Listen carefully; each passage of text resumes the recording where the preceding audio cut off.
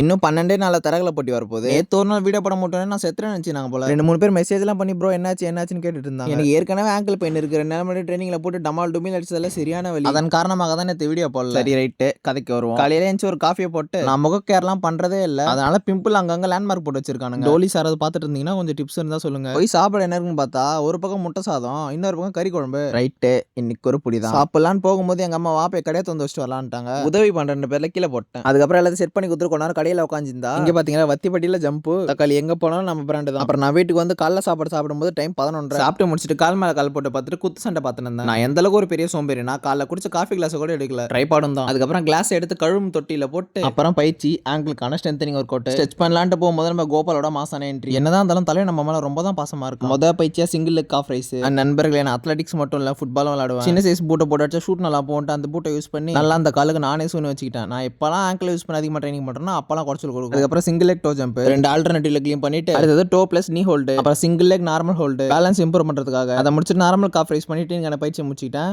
தொடர்பில் இருக்கும்.